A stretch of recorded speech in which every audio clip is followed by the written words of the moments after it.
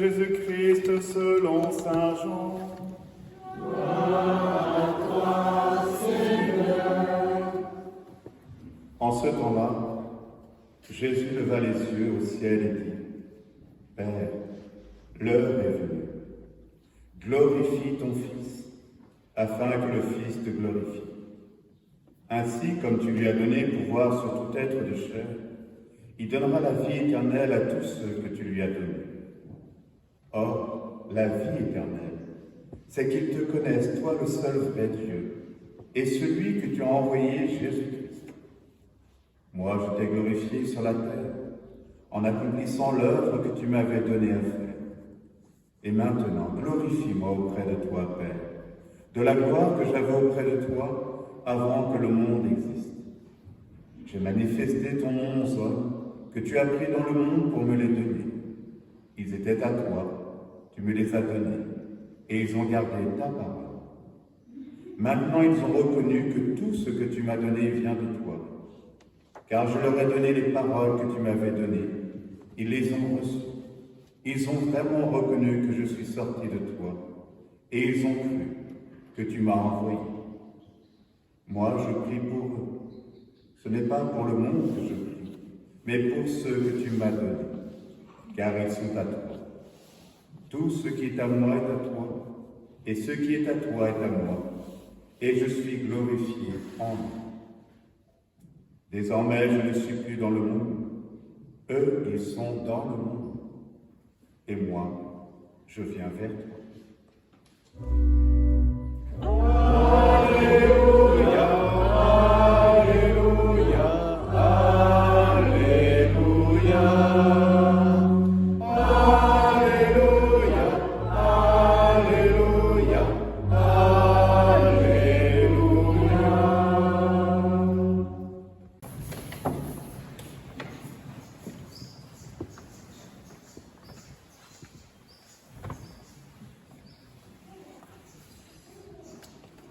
La vie qui chante avec nous,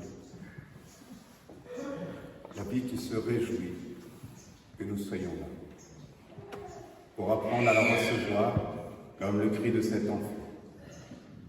Apprendre à recevoir justement la grandeur de cette vie que Dieu nous donne. La vie éternelle, c'est qu'ils te connaissent, toi le seul vrai Dieu, et celui que tu as envoyé, Jésus-Christ. La vie éternelle, c'est qu'ils te connaissent, qu'ils reconnaissent sans cesse avec toi et en toi, et qu'ils te fassent connaître. C'est pourquoi tu m'as envoyé. Ces paroles du Christ, envoyées du Père pour nous rappeler aussi qu'il nous envoie. Annoncer sa bonne nouvelle au monde entier. Annoncer ces merveilles qu'il offre à tous. Dieu donne, nous l'avons entendu dans l'Évangile, plus de 7 fois le mot « donner ». Dieu ne sait pas faire autre chose que de se donner. Il n'y a pas de plus grand amour que de donner sa vie pour ceux qu'on aime, que de donner la vie. Mais il nous demande d'apprendre à la recevoir. Recevoir, c'est souvent plus difficile. Ça demande de l'humilité. Ça demande effectivement d'avoir les mains vides. Ça demande d'accepter d'être pauvre. Se recevoir de Dieu, se recevoir les uns des autres. Dire à chacun, toi aussi tu as des choses à me donner. J'ai aussi des choses à recevoir de toi. Ne te prive pas. Ne te prive pas justement de découvrir tout ce que tu as à donner, tout ce que Dieu te donne gratuitement et ce que tu as à redonner gratuitement. Oui, nous sommes ces envoyés du Père, comme le Fils nous l'a montré. Dieu donne, le Fils reçoit, pour nous apprendre à recevoir du Père et apprendre à nous donner comme il l'a fait pour tous, sans exception. Ne pas se dire, je vais me donner simplement à ma famille, je vais me donner simplement à ceux que j'aime, mais à tous, à tous. libre de la peur, libre justement de mes jugements, libre de tous mes enfermements. Réjouissez-vous, communiez aux souffrances du Christ. Comment effectivement se réjouir de pouvoir communier aux souffrances du Christ? Mais la souffrance, nous commençons notre vie sur la terre par la souffrance. Le cri de l'enfant qui naît. Mais quelle joie autour de lui, de le savoir bien vivant, de l'entendre effectivement respirer cette vie terrestre.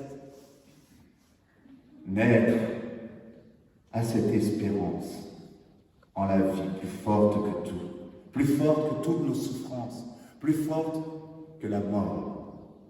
Oui, communier aux souffrances du Christ en acceptant de se laisser faire, de le laisser faire plutôt son œuvre en nous, dans la force de son esprit, malgré nos péchés, malgré nos peurs. Dieu croit en nous, au-delà même de tout ce que nous pourrons imaginer, plus que nous-mêmes. Si l'on vous insulte pour le nom du Christ, heureux êtes-vous, l'Esprit de Dieu repose sur vous. Demandez l'Esprit Saint. Nous venons de célébrer l'Ascension. Il nous a placés effectivement à la droite du Père pour nous envoyer cette force, la force de son Esprit Saint, sa présence en nous. Saint Paul nous dit, ce n'est plus moi qui vis, c'est le Christ qui vit en moi. Malgré mes limites, malgré mes péchés, il s'affranchit. Aucune barrière, aucune prison ne l'empêche d'agir. Notre ADN de chrétien, c'est le Christ. Il nous faut vivre de lui, par lui, avec lui, en lui, pour le bien de tous, dans la force de son Esprit Saint. Oui, l'Esprit de Dieu repose sur vous, pour que vous rendiez gloire pour ce nom de chrétien que vous portez. Non à nous, pas pour vous mettre au-dessus, mais vous mettre au service, en dessous, et porter avec lui tout l'édifice. Mais plus nous portons, plus nous réalisons qu'il porte tout ce que nous portons, et nous avec. N'ayons pas peur, il nous fait confiance, c'est lui qui nous a choisis, non parce que nous serions meilleurs, mais parce que nous sentons que notre monde a besoin de lui. Sans moi, vous ne pouvez rien faire, nous dit le Christ. La vie nous fait confiance. La vie nous invite à être serviteurs de la vie. Hier, j'ai eu la joie de célébrer 17 baptêmes. Comment c'est possible? Alors, en plus, je suis filmé, mais 17 baptêmes. Merci Seigneur. Ça semblait complètement impossible, mais quelle joie! Quelle joie de voir ces gens, cette famille des gens du voyage. Alors, des fois, on a des idées, on a des peurs, on a des incompréhensions dans nos manières de vivre. Mais comment ils ont été généreux. Généreux dans le fait de célébrer la vie, de présenter leur enfant. Et la joie de se sentir accueillis à Notre-Dame de France. La joie de nous recevoir jusqu'à tard dans la nuit pour rendre grâce à Dieu. Oui, tous d'un même cœur étaient assidus à la prière. Nous avons entendu dans la première lecture. C'est ce que nous faisons chaque dimanche lorsque nous nous rassemblons pour précisément ensemble recevoir cette force, pas simplement pour nous, mais pour le monde qui en a besoin. Unis dans la prière, les disciples sont plus forts pour recevoir la force de l'Esprit Saint. C'est cette force que Dieu nous demande pour nous et pour le monde.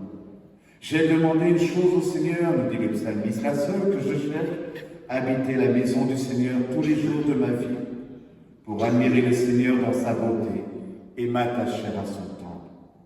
J'ai demandé de pouvoir accueillir l'œuvre de Dieu dans ma vie, tous les jours de ma vie, éclairé par la force de son Esprit Saint, pour que j'apprenne à ne plus douter de lui, à ne plus douter de moi, à ne plus douter de mes frères, et à entrer dans cette folle espérance de la foi.